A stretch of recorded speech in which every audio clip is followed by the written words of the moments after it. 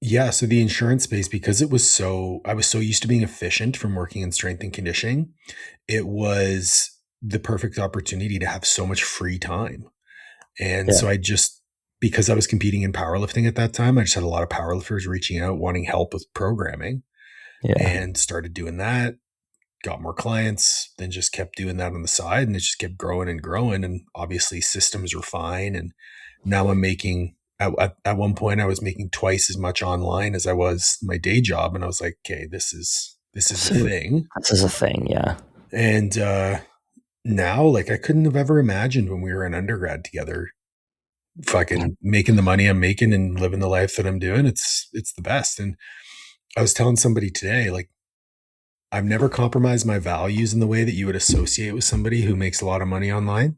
Yeah. And that's probably the thing I'm most proud of. Yeah. Because when I was listening to your podcast with the super training guy, Yep. I really related to what you were saying because like I'm so late into getting into the space Mm-hmm. because I couldn't find anything worth my time because I'm not really looking for clients at this point. I'm trying to create a platform to speak and get better at things and Of course. interact with people. Um, but nothing felt authentic. Like I can't make like snappy snapshot videos of like crazy cuts. Like, and I don't Mm-hmm. want to be a contrarian, which is what everybody seems to be doing. Yep. So the long form is to me because I would like to write. We used to consume all Yep. of our stuff with T Nation writing, but people Mm-hmm. don't consume that way anymore. There's a select few that do. And I mean, as soon as you have written content, now with AI, there's the ability to repurpose it and retool it Yeah, into a way where you could just have a script and follow the yeah, script if you wanted to make snappy reels. But at the end of yeah, the day, too, like, if you want to make money online, if you have 100 people or even less, like if you have 50 people who love everything you do and would purchase anything that you put out, you will be yeah, successful. yeah. You don't You you know, don't need a million followers. you don't need a million followers. That was like the premise behind the post that I made today. Um, we should probably introduce the podcast, eh? Yeah, we probably Yeah. should. All right, everyone. Welcome back to another episode of the Coach's Corner University podcast. I'm your host, Paul O'Need. And I honestly couldn't wait to get started just chatting with my buddy. I say all the time the podcast is a very selfish endeavor, and I just get to book calls with people that I find interesting and awesome. And today is no different. It's extra special. I'm joined by Tomasz Deren. Thomas and I went to undergrad together at the University of Ottawa. Met back in 2005. He's had honestly a very interesting career. I wanted to go in and just pick his brain, and he just started his own podcast, which I think is awesome because the more opportunities we have to hear people with different points of view, different approaches, and people with real experience, the better the industry is going to get. So Tom, welcome to the podcast, man. Oh, thanks, Paul. It's a pleasure. When you reached out, I was really looking forward not just to doing this and hopefully sharing a few tidbits, but just reconnecting with you because it's been way too long and Absolutely. I've been following your path and it's pretty cool to see. Yeah, it's awesome to see, like, so you, me, Nick, we all had similar paths at the beginning, getting into strength and conditioning, and then Nick went full private sector, I went college, you went military, then you owned a gym, then you Yeah, stepped away from the gym, just doing military, and then honestly all of our own training progressions along the way. We've all had like parallel paths but diverged a little bit. But what I find so cool about the relationship that you build with people who you've known for so long is that, like, we could hop on a call and just have a conversation and it's all good. yeah, 100%. And it's funny you mentioned Nick because I was actually chatting with my wife Renee today, saying that it's wild that I don't even remember what our graduating class size was, but big. Yeah, Um, we're to my knowledge, we're really the only three that are working in like strength and conditioning from that graduating class. I think so. Yeah, I think that's the Every, case.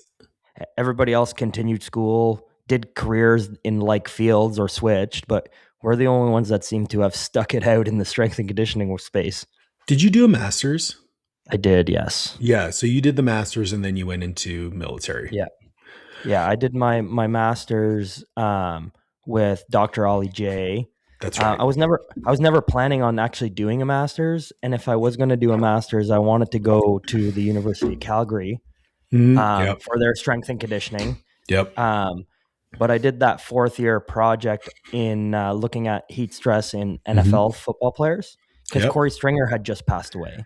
That's right. Um, so it was something that was kind of in vogue, and Ollie encouraged me to put in a grant application to the NFL to get my fourth year project funded, and it happened.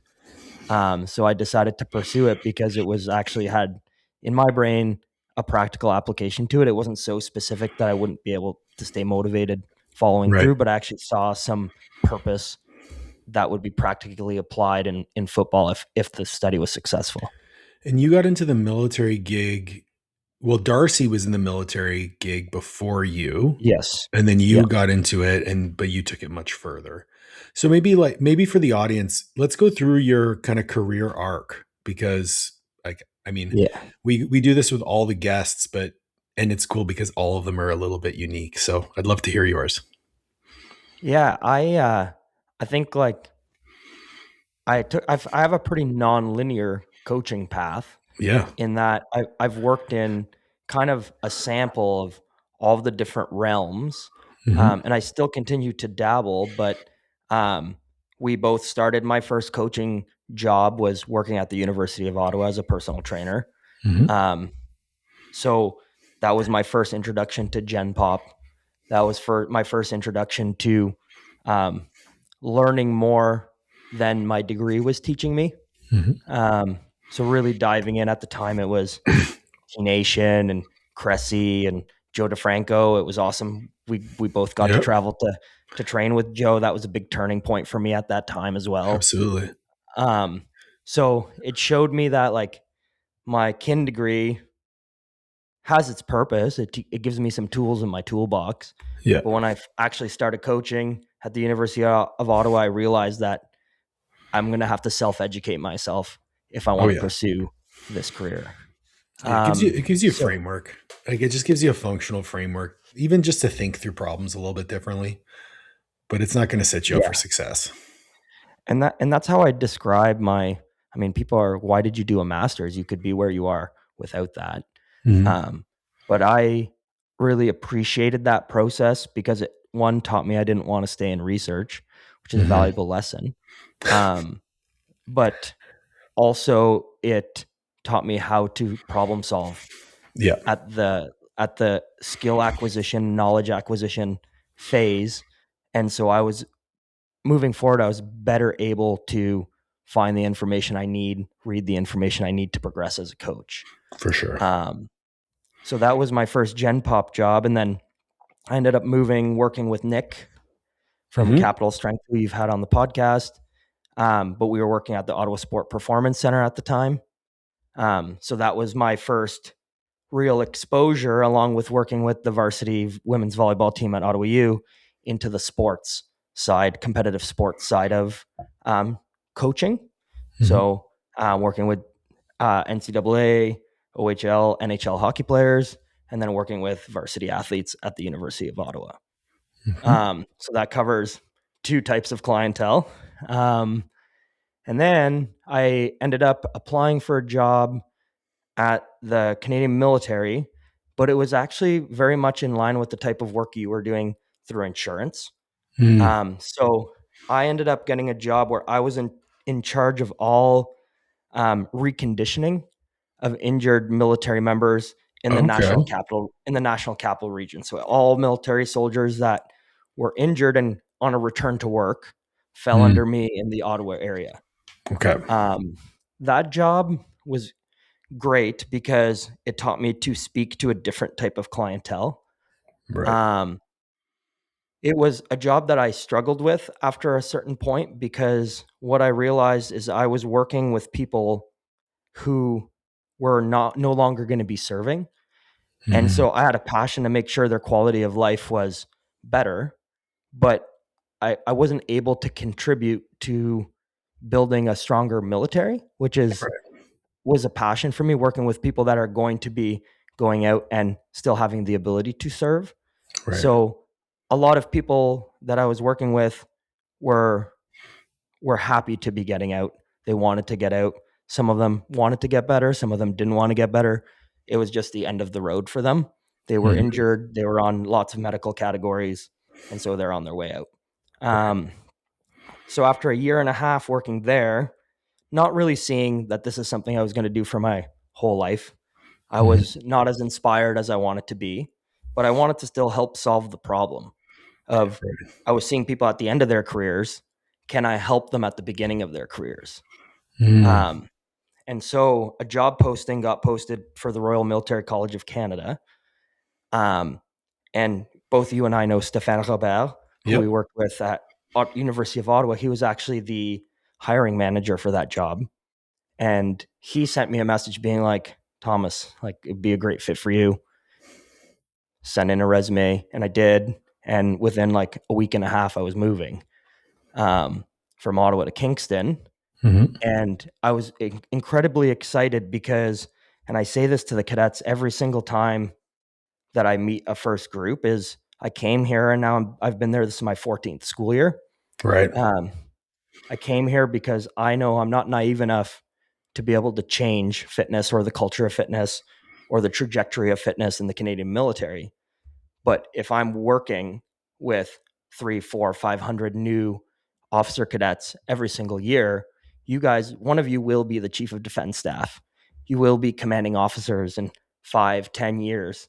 So if Mhm. I can make a lasting imprint on you, you'll remember how important it is to give people time for doing this. It's important to build group morale through physical activity. And Right. so I can spread my message over generations of officers and indirectly, hopefully, move the needle forward for the Canadian military. Dude, that resonates so much with me. I actually have goosebumps when you're talking because, like, when I got into the college world, all I had was this idea that I was going to be training the highest caliber of athlete. And what I didn't realize was that such a small percentage of those young men and women would actually go on to play their sport beyond the 4 years of college. But the lessons that we taught them in that weight room would carry forward into the rest of their lives. And I came to see that as the biggest victory. Like the ability, especially that young person, that 17 to 19-year-old first year who really stands to kind of elevate themselves, learn how to do hard things, and the way that that transforms their journey through adulthood became such a powerful motivator for me. And the fact that you get to do it in the military setting where they're going to be serving their country, I can stand to reason that that would be a pretty powerful message. And it's the best feeling for me is having now majors and light colonels for the Mhm. kids that I was teaching when I first got there, come back and still ask questions. And Oh, I love that. they're still sending messages. If they're going on specialty courses, they're still asking for advice. They're checking in. Um, so I knew I kind of found the right place for me, Mhm. regardless of whatever is happening at work. Like I can, even if I'm not okay with some of the things, or it's not going in the right direction all the time, or maybe I'm not teaching the exact things I want to teach, I can still create the framework for myself to be able to impact the students and the future military members just through my messaging. The Right. platform is kind of irrelevant. I have a crowd that I really want to work with and that I resonate with really well. You also have been through, like, I mean, at what point did you go and start the gym? Like, how many years into the career did you start the gym? It was probably like maybe 4 or 5, something Okay. like that. Into once since I moved to Kingston. Right. Um, so I was here for 4 or 5 years, and I was never really planning. I always wanted to try to open a gym. I mean, Mhm. everybody who's a gym person thinks about that Yeah, as a dream at some point. It's just of like course. people that like to party like to think they want to own a bar. Right. Um, um, I I wasn't naive in what that meant, Right. because I've worked in private gyms and I saw it's not some kind of miracle cash cow that you're just gonna be making money. It's very difficult to make money in that business. Yes. But one of the triggers for it was we actually had at the time a bit of a restructuring at work, Okay. and some of our salaries, in order to not lose employees in that moment, got adjusted down. And it Adjusted down. I'm trying to be as political here as possible. In Right. order in order to save jobs that could potentially not be harder to replace in the future, we Right. all essentially, when the school year was not on and we had less cadets, we weren't working through a month of the summer. Gotcha. Um, and so for me, yeah, I was still fine, but it's if that maintained into the future, it was going to be hard for me to stay there. Right. Um, and I was also coaching for fun an Olympic weightlifting clinic class at one of the Mhm. local CrossFit gyms. And I had one of my clients who did all the clinics with me ask my wife if she thought that I would sit down for coffee with her to talk about a business opportunity. And she's the one actually that proposed us open a gym together. Mm. Um, so she didn't have a fitness background. She participated in a lot of fitness, but no coaching. But she was a chief financial officer for a big corporation. Okay. And so she had that side of the business, and she had been coach for me for several years. So she knew that I had the fitness side that she gelled with. And so she Mhm. proposed we open the business 50-50 together.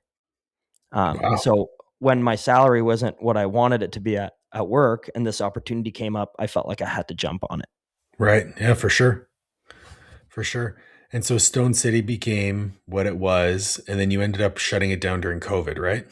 I uh, I shut it down a year after COVID.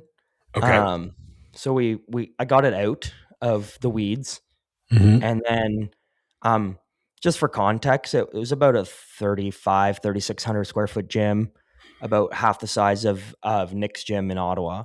Mhm. Um, at peak, we probably had about 180 to 200 members. That's great. Um, it was great. We went green after our first year in business. Mhm. It was a successful business, um, but I always knew deep down that with the trajectory of starting a family and all of that, I knew that it would be really difficult to walk away from my job at RMC, and Right. this because I loved it and Mhm. it provided stability for me and my family that owning a gym business doesn't. Well, and Um, at this point, had you had your first child at this point? I did while I had the gym, not Yeah, before. and I know you were working like 12, 14-hour days every day. Yeah.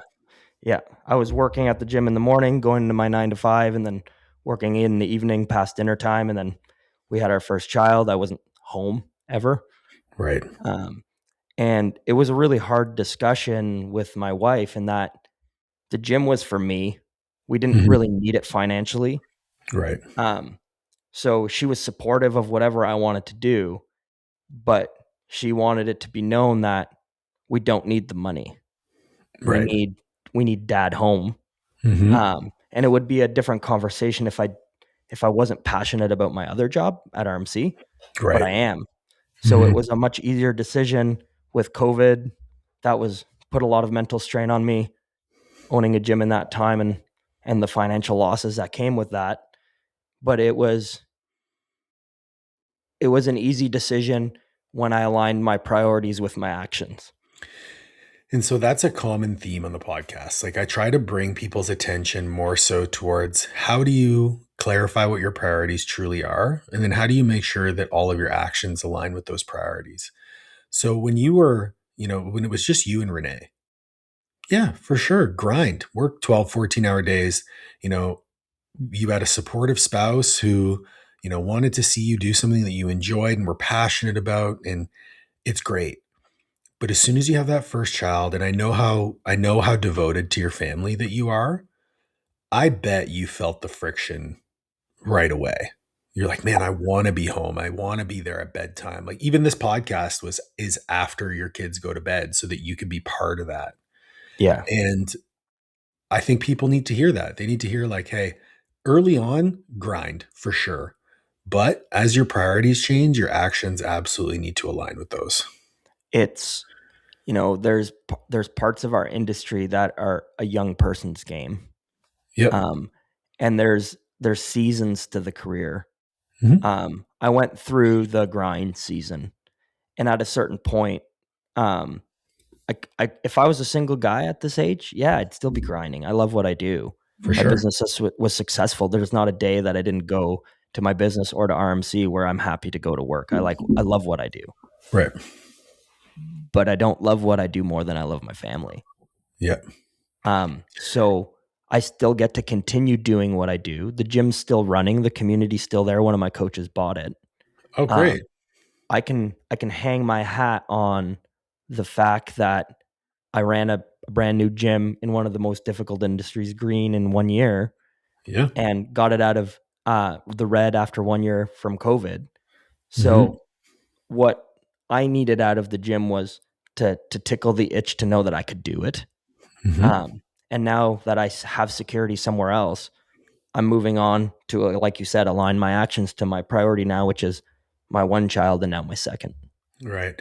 And, even for myself, like I've been grinding for years and I would still consider myself to be in the grind. But at the end of the day, a lot of the decisions that we're making, Olivia and I, with the business is how do we set up the business for when she gets pregnant? Because that's the next step for us. We're going through the fertility process and all that now. So if I was to remove half of her income, where is that going to come from? And so when we look at the structure of our business now, we have to start aligning our processes with what the priorities will be in the future. And we're very fortunate in the fact that we can plan ahead, we can pivot. But at the same time, should she get pregnant tomorrow, I mean, I'll be over the moon, but I'll have a fire lit under my ass to know, hey, you got 9 months to grind, buddy, because in 9 months, your life's about to change. And I think people get stuck in the grind. I think it's an appealing process. There's tons of dopamine. It's exciting. And yeah, you're tired and you're feeling it, but it's driven by obsession for Yeah. most of us. Yeah, there's a lot of ego in that. Oh, for sure. For Um, sure. and I'm actually, because um, I'm really curious to be an observer of your play once you have your first child. Only What, only dude, everyone says that. the Okay, on go ahead. the only reason I say that is because, much like my coaching when I was younger, my attitude towards people that have children lacked a lot of empathy before I had my own. Um, I did not see it as difficult as it was going to be in terms of balancing my priorities, Yeah. and finding the right balance. I think I found it now, but I would have I would have been really hard on people that were struggling with that had Mhm. kids before I had kids, because I was like, man, you just got to grind. You just got to do everything. You got to figure it out. But when you get there, you're like, there's going to be some trade offs. And I'm So curious to see which ones you make. So you knew me as a much younger version of myself with no empathy. Yeah. I would consider empathy to be a big superpower of mine now. And yeah, I know it's going to change, and I'm ready for it. And I've also been I've also been and always will be a you can have your cake and eat it too kind of guy. But at the same time, there's going to be a value equation. It's like, what's Yeah. the trade off? Am I willing to make this trade off? Um, Am I willing to sleep less? I've already made that decision. Yes, I'm willing to sleep less. But am I willing to put in the prep time to make sure my meals are ready? Am I going to be okay with having 4 meals today and no meals tomorrow because I'm so busy and all that sort of stuff? And that I'm totally fine with that, and I'm ready for it because again, I my values Yeah. are going to change. I have no doubt you're going to be incredibly successful. Well, I'm thank just you. I'm just curious to see how you move the chess pieces. Me too. Me too. It's gonna be interesting. Um, I want to touch on something that obviously the audience knows that I've started running again. I'm moving more towards like athletic endeavors. You've kind of spanned the whole gamut of that as well. Like you've done lifting heavy, you've done bodybuilding, you've done some CrossFitty, Metcon stuff. Yeah. Now you're running ultras. Yeah. How Okay, first of all, why did you get into the endurance stuff? Because I know you're now working with higher level operators as well. Yeah, Was that the big motivator for you? It's like, man, I got to know what these guys are feeling. that's for sure part of it. Okay. I don't think that was the initial like touch point on it. Okay. But what you're saying is like 100% correct. Like being a hybrid athlete, Oh whatever that God. label means to whoever. I've been Um, working so hard to brainstorm a different term for that. I heard you say something on Nick's podcast, like, what was it? You called them not Gen Pop, you called them like recreational athletes or something, or Yeah. lifestyle athletes. Lifestyle athletes. Most hybrid athletes are lifestyle Oh, athletes. for sure. But for me, it wasn't like it's not a brand move to go into the ultra space. Part of Mhm. it is a problem solving move for me with my client base. Right. Um, so by no means am I a successful powerlifter like yourself. I mean, probably my best total was like 7x body weight overall. So like Okay. 1,300 pounds at 82 kilos, 81 kilos. So intermediate powerlifter, Right. locally decent. But when I entered the military space, that's what I brought in. But I was started to quickly realize that I had a massive blind spot in terms of what the athletes that I'm training, whether it's consulting someone looking to go to a tier one selection or just an officer cadet that's going to be doing basic infantry courses. Mhm. Um, the bottom of the tactical athlete pyramid for me is aerobic base. Of course. All of the courses that they go on, 90% of what you're evaluated on, you'll be successful with proper aerobic base training. Mhm. Um, and I didn't have that. Um, Yeah. I did some like I mean, when we were going through, it was all hit training and Tabatas, and I did that Right. type of stuff with my collegiate athletes and my junior hockey guys. But I'd never wanted to or imagined myself going out for like a 15-kilometer run. Right. When we were going through university, that was like frowned upon. Yes. Right? You can't flex cardio, right? Like everything's going to ruin your gains, even though we're in a scientific class which shows us the benefits of aerobic training. We're like, Right. nah, Nah, I'm just gonna trade. I'm just gonna trade. And so that's definitely the progression I took as well. But honestly, what got me into running first, because I wasn't really thinking about it from a military perspective, was COVID. Oh. Um, I started to really dislike being in the gym space, um, Mm. because it was causing me a lot of stress. Like I couldn't pop the lights on in my gym and be like, "This is great," when it's bleeding money and there's nobody there. Yeah, Um, that makes sense for sure. and so while I still trained and I will always continue to lift weights, I started running with my dog as a way to like just have quiet time. Mm. Um, and that slowly started to build, and I realized I didn't really like running on the roads that much because I wanted to have her off leash. So we started trail running, and I was like, "This is way better than running Oh, in my yeah. neighborhood." Way Um, better. and so I naturally started to try to go a little bit longer, a little bit longer. Like I mean, all A types will do that. Whether you started in powerlifting, if you start running, you're going to have the same mindset to it. I've had to quell that so much, man. Like, I've literally had to yes, I track my paces, yes, I track my heart rates, but I have a rule while I'm running that I'm not allowed to look at my watch Yeah. because I cannot be performance oriented. Yeah, and we can get into that in a little bit, but, like, for someone coming from your background, you need to take a longer horizon than someone that is Oh, not as I'm big as thinking you like are, as 2 strong as 2, you are. 3 years. Yeah. 2, 3 years here. Yeah, so you're doing the smart thing because you can easily get into a point where you're gonna cause trouble for yourself. It already kinda happened. I mean, running at 230 pounds is Yeah, hard, and it's hard. it's my calves. My calves Yeah, just are getting beat up. yeah. Um, I do wanna circle back to that, but I just wanted to finish, Yeah, explaining yeah. how I got into running before I forget. So it's running with my dog, kinda led me to the trail space. Okay. Um, and then I don't know if you're familiar with, like, the Barkley Marathon? Yeah. Yeah, so I watched that Barkley Marathon documentary on Netflix, And that started the algorithms start feeding me 100-mile documentaries on YouTube. And I really like got into that being like, holy crap. Like, I can't believe people can do that. It's Um, wild. It's it's wild. it's a wild thing. And I mean, we've all watched the like David Goggins, who brought this into the mainstream culture. Same with like Nick Bare, but really there's like Jim Walmsley and Killian Jornet are guys I really follow. Um, but I started watching this, and then for me, fitness has always been, at least at a certain point, and I think this is when my priorities started to change a little bit with what I was pursuing. It was no longer like weights on a bar, that's important.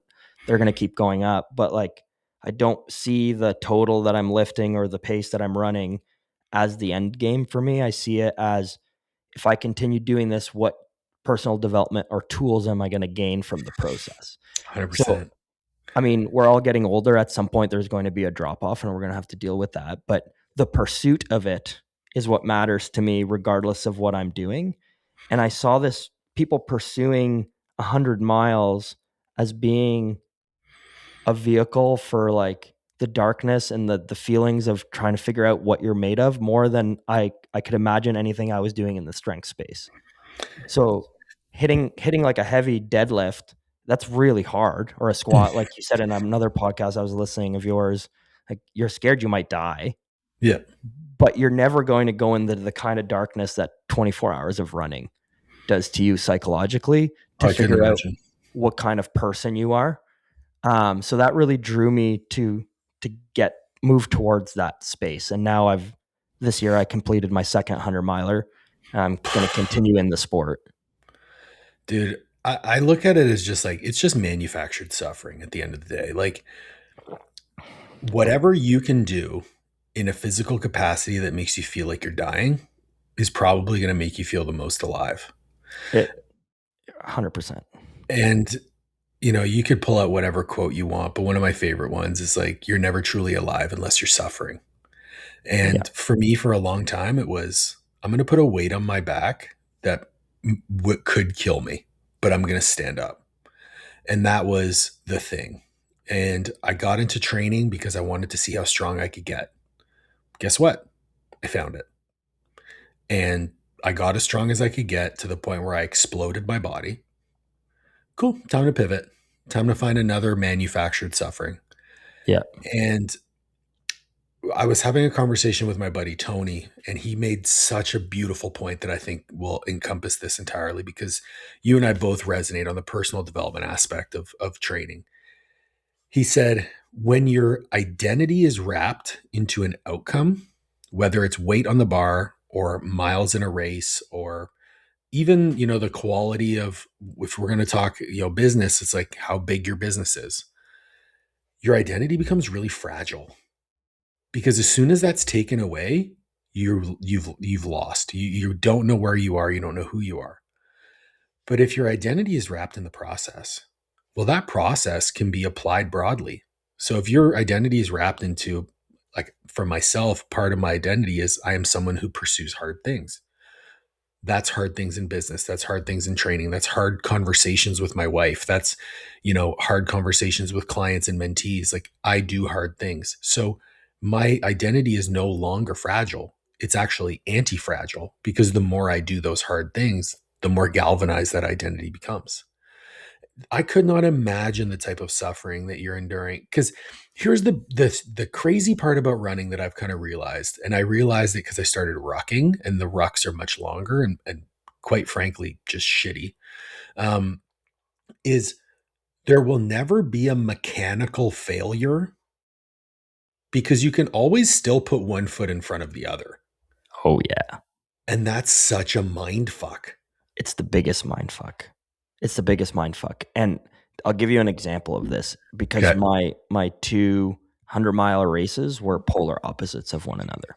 Okay. My first one was a 24-hour race. So my goal was to run 100 miles. Mhm. Um, but I didn't want the pressure of being cut off at a certain time. And So so 10 miles an hour, you're looking at an average pace of like literally 10 minutes a mile. Yeah, it's not That's a fast. lot. That's not fast, but that's not slow for It's 100 miles. it's not slow. And getting sub 24-hour 100 miler is like the equivalent probably of a marathoner wanting to run, I don't know. Like a 230. Yeah, no, it's not that good. Probably like a 330, something like that. Like Okay. Well, like that's still better than fucking I would run. it's better than almost everybody that toes the line at a race. Because Right. because the average person in a marathon is trying to get sub 4 hours. That would be their goal. Mhm. Um, so my first race, I didn't want like aid station cutoffs because some 100 milers have where like if you don't get to this point by this time, you get pulled off course. This Right. point, and so I didn't want my potential inability to stop me from having to run 24 hours. Oh, Um, I like that. I like that. So no matter what, you had to finish the 100 miles. yeah, it didn't matter if I fucking ran 80 kilometers and crawled on all four legs, Mhm. or all four limbs, or if I actually achieved my goal of running 100 miles, I was going to force myself to spend 24 hours on my feet no matter what. I like that. Um, Okay. and so that was a safe way to introduce myself to the suffering I was looking for to see if I was capable of it without Mm. the structure of the race taking it away from me. Okay. Um, I actually did really well in that race. I think I said this in my podcast this week, like my beginner brain and not knowing anything about what I was about to do was actually really helpful because Oh, I can imagine. I paced really slow. I didn't know what to expect. Um, but I did a lot of mental work preparing myself for that race. And it just went well. So I ended up getting 168 kilometers, so over 100 miles, and finishing second place. So I podiumed in my first race, That's um, wild. which was awesome. The dude that beat me got 184 kilometers, and Oh, so he then just beat you by a little bit. yeah, it's not like an insane amount, but it's not an insane amount over 24 hours. Um, Dude, 180 versus 106? It's no, 164. 164. Okay, okay, Yeah, sorry. I heard 106. I was like, he no, fucking crushed you, dog. no. I think if I went on that course today and I did the same training, knowing what I know now, 2 years later, I think I could get close to cracking 180. That's fucking cool. Okay, Uh, continue. Sorry. and then my second race, I was way more prepared for. Right. This race had some cutoffs because I wasn't afraid of them. Uh, it also increased the elevation by 30%. Ooh, Um, so you talk about picking your hard. right. When I pick races, and I do this with my clients too, I try to change one hard variable each time I do it. Okay. So my first one was run 24 hours. That was my hard. Just, yeah, time. Just do it. Mhm. My second one is pick a similarly runnable course in terms of terrain, but increase the difficulty with grade Mhm. and try to shave time off my best. Okay. So get a PR with one thing being more difficult. Okay. Um, the race I'm doing this year is only a 50 miler, Mhm. but it's going to be more total elevation than I've ever done over 100 miles. Okay. So it's double the gain. But the second race was going great. At the 50-mile mark, I was on pace to do 21 hours for 100 miles. Wow. So I was about to shave 3 hours off my PR, and I felt amazing. Okay. I ran into a client of mine who I was training for the 50-mile race. Um, so again, ego, like Mhm. most of us have. His race started like 30, 40 minutes before mine, and I told myself I was going to catch him before he finished the 50 miles. So I needed to make up 40 minutes on him. Okay. And I did it. So I caught him on his last lap, and we were chatting, and I ended up tripping over a root. Oh, no. And I went sliding down the hill maybe 15, 20 feet. Um, I took I was going full speed downhill. Um, and I didn't really think anything of it. I brushed myself off. I finished the last like 5 kilometers with him. He got his medal. I sat down. I ate my big meal because that was my halfway point, and I tried to have my dinner at that time. Right. And then when I stood back up, I was like, fuck, I don't think I'm going to be able to run anymore. Um, Oh, no. and then I was like, that's okay. I just sat down. I'm stiff. I'll try running. And after like 1 or 2 kilometers, I was like, nope. I kind of hobbled that lap. And then I spent the last 18 hours of that race never running another step, Just walking.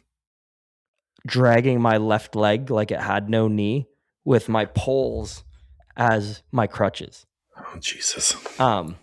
And so they're cut off to get the belt buckle. It's Mm-hmm. 30 hours at that Mm-hmm. race. I finished in 29:30. So with a half hour to spare, having walked the last half of the race with one leg. Fuck. And so two totally polar opposites. If I was tied to outcome, Mm-hmm. you would say the second race was awful. Like I shouldn't be in this. Like I spent a year training for this. The experience was awful.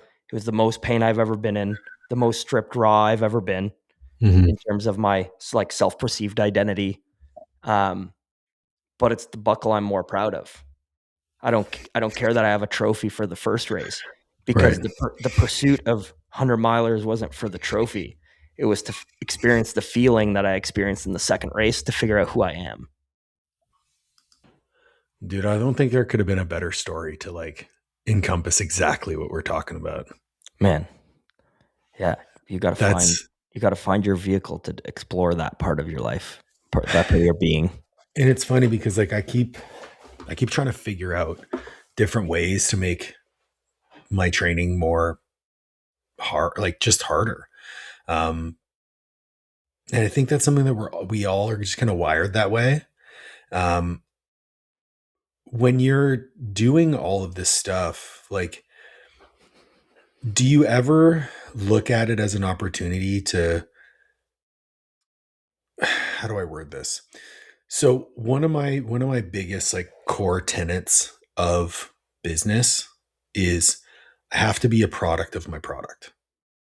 Like I have to be the pinnacle to which people aspire to be. So whether when I'm coaching other coaches, it's like, well, I have to operate a business that is as professional as possible, as like, buttoned up as I can, because if I'm going to teach others to do that, I better be doing it as well. When I'm coaching clients, it's like, if I'm going to ask them to do something, I better be able to do that too, or I better be at least pushing myself in some capacity. And that's why I'm still lean. That's why I'm still strong. That's why I'm doing all these hard things, is because I have to be that product. Is that at all a motivation for you, or is this purely like for yourself? It's for myself first, Mm-hmm. um, because I am a top priority in my life for myself because I got to show up to be the person that I want to be. Um, I love that. my why for doing what I do became a lot easier to find when I held my kids for the first time. Um, Hmm. I really, I mean, I think we all do struggle to find our identity when we're young in fitness. Yeah. Um, I mean, when we were in school, I felt the pressure. If you're not 225 pounds with six pack abs, nobody's ever going to listen to you. I felt that. We're in the industry and I feel that. So I feel that other people who are not in the industry will feel that even more sometimes. And I've Mhm. struggled with all of that, but um, finding my identity once I became a dad um, really shaped it. It actually pushed my fitness even further because, especially in today's world, maybe different than our parents or our grandfathers' generation. The way I look at it is, if I don't show up as kind of the masculine or the father figure for my kids, somebody else is going to do that job. Um, And and they're not so, going to do a good job of it. and they're not necessarily going to do it the way I want them to do it. So, Mhm. seeing me start running, and then seeing my little 4-year-old this summer ran 3 times a week with me and did 12 kilometers a week. That's Like, so cool. his average volume at 4 is 12 kilometers a week, It's and better he'll than mine last month.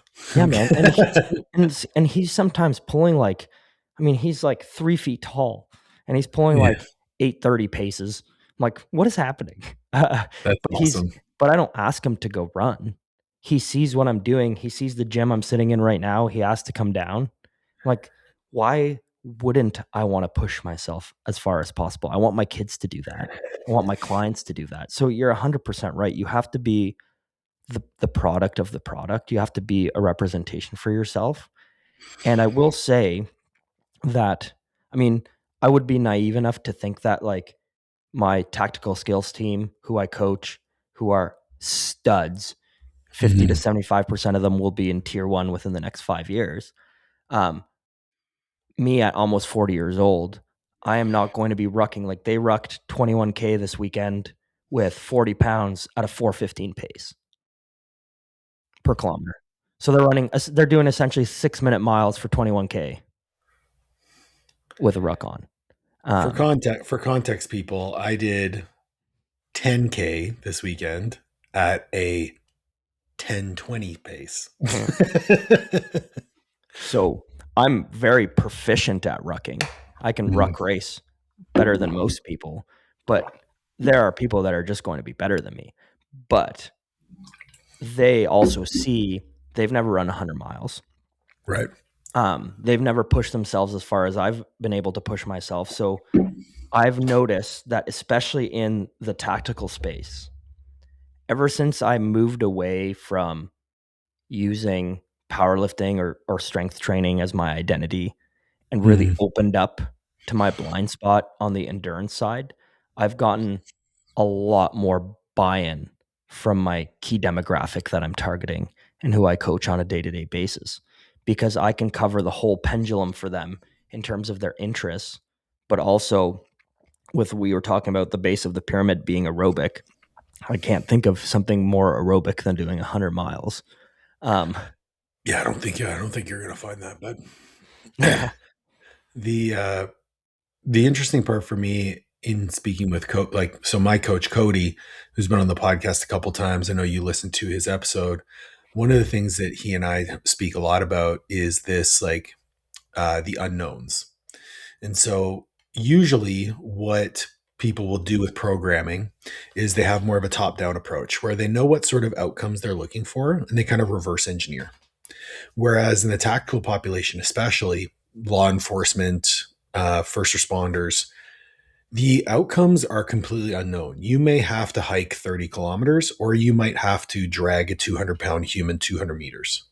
Yeah. How do you approach the maybe a training week or a training block, or even just the mentality of, hey guys, we're just going to get really proficient at everything. We're not going to be specialists. We're going to be generalists, but we're going to be able to do anything, anytime, anywhere. Yeah. I mean, I think again, we discussed how the hybrid athlete label is kind of shit, but I Yeah, think I think you said lifestyle athlete, and I'm like, yeah, because they're just shit at everything. yeah. Well, I think the tactical community really is the initial definition of what hybrid athletes are trying to aspire to be. I would Um, agree. but the hybrid athlete has taken its specific direction, whether it's through social media or what people are finding popular. But at the career level of a hybrid athlete, which is what a military individual is, Right. um, it's a lot simpler than people think. Um, Okay. I think that we tend to overcomplicate things and we go into trying to solve the problem with our own like biased lens of things that we're good at. So I did that initially when I got to the college where my lens was really strength. Hmm. So I tried to solve every problem with strength. Right. And at the college, that doesn't matter. They're there most of the year, they're studying. But when I had some of my athletes or my students go that were in the infantry go on their first like field courses in their third year and fourth year in the summertime, Hmm. and they would come back and they'd be like, that was fucking terrible. I couldn't keep up. I couldn't do this. I'm like, dude, you're the strongest person in the gym. Like, why can we not solve this problem with the lens that I have? Um, Hmm. so I had to start. really thinking about my own perspective of, and I know I chatted with you a little bit about this earlier today. It's this idea of like strong enough and fit enough. Um, Mhm. we like what's strong enough in the powerlifting space is not a useful metric for somebody in the military space. Right. What's fast in the marathon running space is not a useful metric to me, Mhm. because they don't really have to be in either of those things. Um, so where do we draw the line of what's strong enough, what's fit enough? And when you actually boil it down, it's really not that hard to maintain because it's not as high as people think it is. But if you don't strive for these high end totals or run times, you have a lot of extra time in your training to actually do everything. But your ego does take a hit if you're coming from a running or a strength background. So, for example, I would say like an operator that squats 1.5 times their body weight, Mhm. benches close to 1.5 times their body weight, deadlifts 1.75 to 2 times their body weight, can do 15 to 20 pull-ups, can run a mile and a half in 9 minutes and 30 seconds, 10 minutes, Mhm. um, can do 40 to 50 push-ups, is probably strong enough for anything the military will ever ask them to do. And there's really no benefit of going above and beyond that, because at some point you're going to cross into specialist territory and you're not going to be able to maintain that 2.4K run as easily or that 20K ruck. So it's really easy to cut out a lot of fluff in tactical programs for me. That makes a lot of sense. And I mean, it's been a battle for myself because, like, obviously coming from the strength space, dude, I could pull 600 pounds any day of the week. Yeah. But you ask me to run, you know, an 8-minute mile, I could probably do one, Yeah. you know, but to stack 8-minute miles on top of one another, it's going to be tough. Um, and I understand that the base of my training is going to need to be aerobic. And when I look at the 16 training sessions that I'm doing across a week, only 4 are strength, and the RPEs are like 6 and 7. Like Yeah. I'm not training to be strong anymore. I'm just trying to maintain the strength that I have. And we know the volume for that is relatively low. The Yeah. volume to maintain strength is 30% of the volume that you need to build it. So I might as well allocate my resources to my blind spot. Yeah. And I'm sure for most people listening, when they're thinking about their programming style for somebody who wants to be more generally fit, yeah, you probably would be better off doing less strength training and doing more base building aerobic fitness in that zone two. And I would say that almost everybody would benefit from that, regardless of who Well, you are. yeah. I mean, we could get into the conversation of health outcomes for sure, but like, But for you, like you're speaking my language, because if you're working with someone in the tactical space, like figuring out what minimum effective volume in is my job, yeah, because I have to layer so many things on top of each other that I don't want to do anything extra if you want to be right, good at everything we need to be good at. So the conversation I always have, especially with my like A types, is you're doing this because you really like it, and that's great. right, But you don't need more of this. If you get 5% weaker, I don't give a shit, right. because you're really bad over here. And you should be using that time over here if you're gonna want to go on this course or on this selection, because you're constantly trying to move little rocks based on personal preference when there's this giant rock you could just move and you would be 50% more prepared. It's a big shot to the ego, but Huge. I can tell you that like that trade off for me has paid off tenfold. And like, dude, you mentioned I didn't think if I unless I was 225 with abs, people would listen to me. I'm like, well, I'm 230 with abs, and people still don't listen to me. So That yeah, it is what it is. But yeah, like I'm just as strong, if not stronger than my peak strength levels. And I'm also building this great aerobic base where I ran 35 minutes this morning and then went and deadlifted 500 for 6, like a couple that's hours dope. later. Like, that's cool. That's cool. It's really cool to be so capable. And um, that pursuit, like to me, it's the pursuit, right? Because I don't care to be stronger than I've ever been because I know what that required. But I do care about being a better version of me.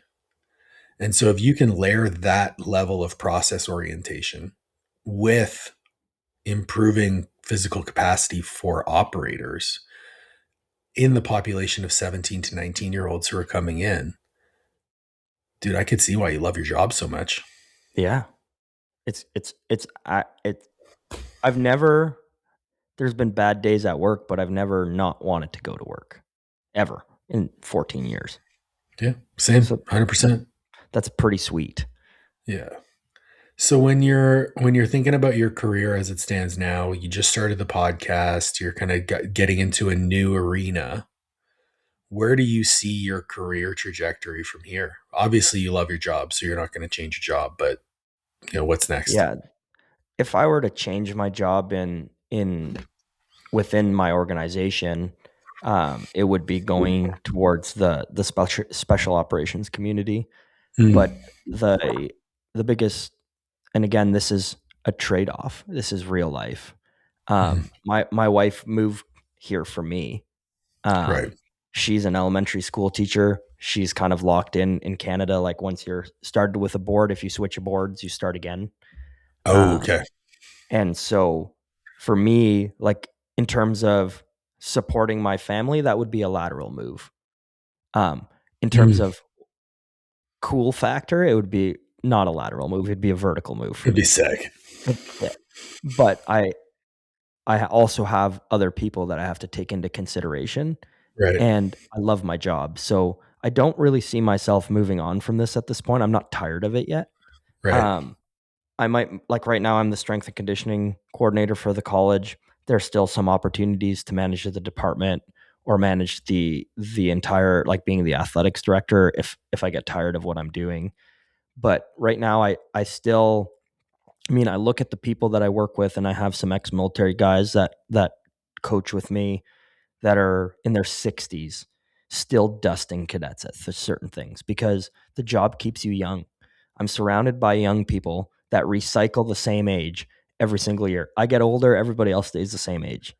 So I'm dazed and confused. it's like dazed and confused, but it lights a fire under my ass Yeah, for that sure. I want to be able to dust them, whether it's when I'm teaching BJJ or Muay Thai or strength and conditioning. I need to be able to step up because that age demographic, and I know you've worked with them when you were at Queens, um, they're a show me generation.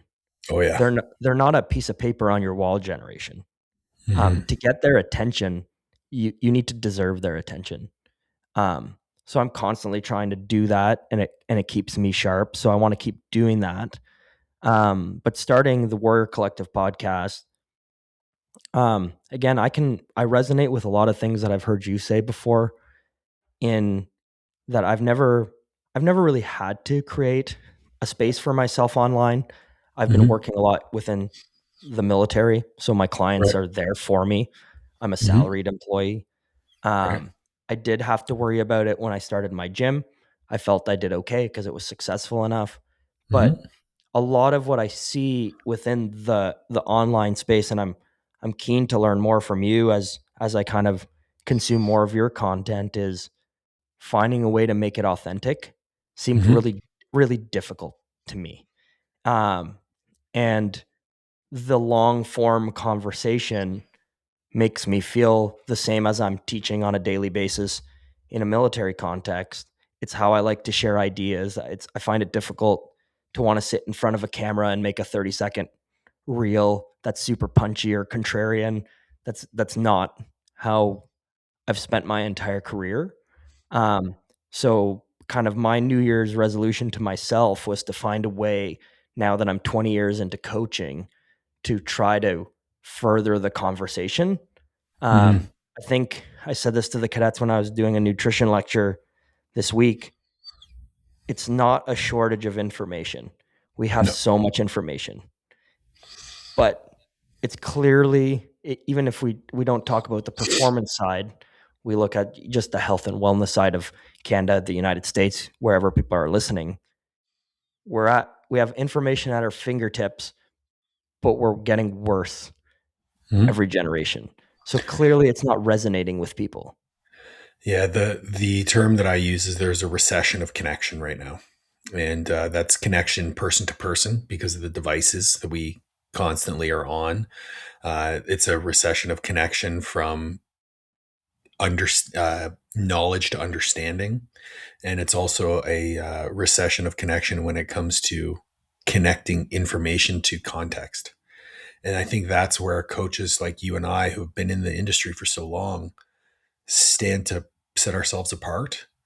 And when it comes to creating authentic content, that's one of the areas where I feel that I've struggled the most because I, like you, thrive in a long form conversation. You put me on a Zoom call with somebody, I'll solve your problems 10 out of 10 times. But to translate that into a reel or into some, edited piece, it's one of the reasons why the majority of the content that I post is just snippets from my podcast or snippets from YouTube videos that I've made, because I feel like that's what I communicate at my best. So, what I would say to you, the best advice is just find the medium that you're able to communicate to the best of your abilities and just chop it up. Chop it up and start putting it out. There's tons of AI tools like Opus Clip or Descript that'll actually do the algorithm for you in the background and pick the clips that will perform the best, Yeah. and just pump out long form content. Because if you put out a podcast that's an hour long, you might have 4 or 5 clips from that podcast that you could repurpose into reels or YouTube shorts, and then you've got content for the entire week off one podcast. Repurpose that podcast into a newsletter, start up a newsletter, because you've got so many connections and so many people in your space. And I think it'd be super easy for you, to be completely fair. And that's with the Warrior Collective, that's essentially the direction we're going. Because even in we just did our second episode. We're doing our third one this week. That's really what's felt the least cumbersome to my brain, Mm-hmm. to do it that way, and it feels the best to share than trying to think of doing it any other way. Yeah. So I'm definitely following that path. I know we chatted earlier too. For myself, I've never felt the need to like try to get clients because they've you started powerlifting. Naturally, you got good at powerlifting, you get clients. Um, I work with uh, competitive military skills teams. Those people Mm-hmm. move on into careers, want to go into tier one selection. They won some competitions with me. They train with me for 4 years. They end up contacting me because they trust what I did for them in their time at the college. And so it's been an organic process for me.